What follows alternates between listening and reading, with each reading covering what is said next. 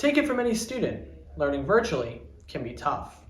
But for Play-by-Play Sports Broadcasting Camp, they took all the aspects of sports media and turned it into a fun, multi-week experience for kids. Play-by-Play Sports Broadcasting Camp was prepping for another summer of teaching kids 10 to 18 all aspects of sports broadcasting. The camp, simply known as SBC, was getting ready for its 18th summer on the road, this time traveling to 11 cities across the country. However, like everything else this year, COVID-19 changed everything. Rather than letting a summer go by without any camp, it was decided they would hold a virtual camp instead that would span 2 3-week sessions. Jake Ostern was a counselor who went from working the Boston camp in person to helping out online with the virtual camp. Ostern spoke about the feeling of uncertainty of going all online.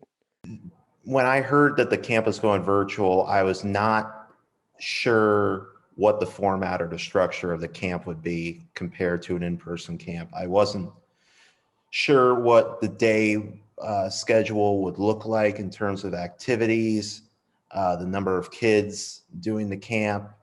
The schedule turned out to be the perfect mix of teaching kids about the ins and outs of broadcasting sports, while also including various games and sports trivia.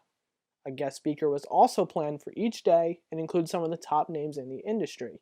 NFL insider Adam Schefter, NBA Hall of Famer and Inside the NBA analyst Charles Barkley, and NFL Red Zone host Scott Hansen, who of course had to say his classic line for all the kids. I hope to be saying 7 hours of commercial-free football start now.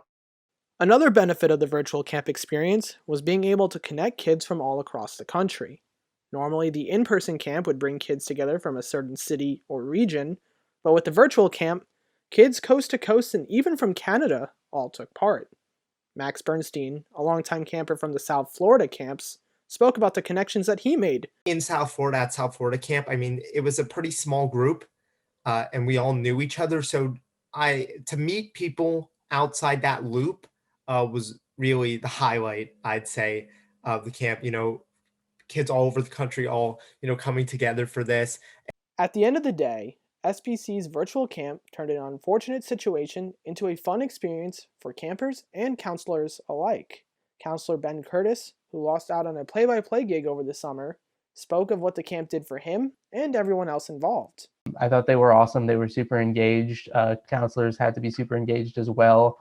So obviously it's not the way that we would have wanted to do that camp. It's not the way we want to do a lot of stuff this year. But I thought they did a great job making sure that they could adapt it. While the summer of 2021 is still up in the air, Play-by-Play Camps is taking advantage of the winter break by running a 1-week session in late December. If I was a camper, I know what I would be doing during that week. Reporting for Cronkite Sports, I'm Evan Masters.